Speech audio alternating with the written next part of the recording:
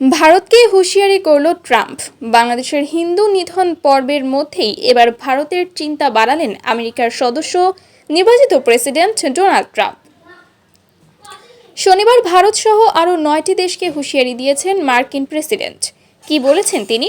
আমেরিকার প্রেসিডেন্ট নির্বাচনে জয়ী হলেও এখনও পদে বসেননি ডোনাল্ড ট্রাম্প।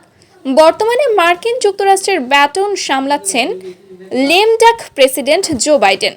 এরই মধ্যে ব্রিক্স দেশগুলির জন্য ট্রাম্পের নতুন হুঁশিয়ারি, যেখানে ব্রিক্স দেশগুলি যদি মার্কিন ডলারের ক্ষতি করে তাহলে তাদের উপর 100% শুল্ক আরোপের বার্তা দিয়েছেন ট্রাম্প। এখানেই 9টি দেশের কথা বলেছেন আমেরিকার প্রেসিডেন্ট। ট্রাম্পের এই তালিকায় রয়েছে ব্রাজিল, রাশিয়া, ভারত, চীন, দক্ষিণ আফ্রিকা, মিশর, ইথিওপিয়া, ইরান এবং সংযুক্ত আরব আমিরশাহী নিয়ে গঠিত তথাকথিত BRICS জোট, অর্থাৎ ব্রিক্স জোট।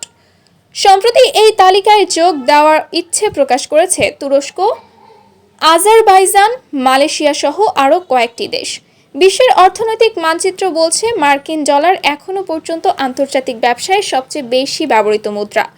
অতীতে চ্যালেঞ্জের মুখোমুখি হয়েও টিকে আছে এই মুদ্রা।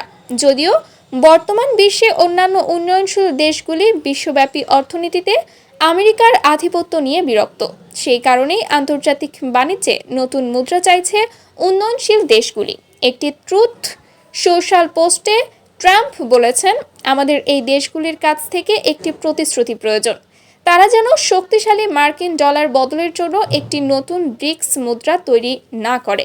যদি তারা এই কাজ করে তাহলে তারা 100% শুল্কের মুখোমুখি হবে। পাশাপাশি শক্তিশালী মার্কিন অর্থনীতিতে পণ্য বিক্রির বিষয় ভুলে যেতে হবে তাদের। ব্রাজিল, রাশিয়া, ইন্ডিয়া, চীন ও সাউথ আফ্রিকা ব্রিক্স দেশের অন্তর্ভুক্ত।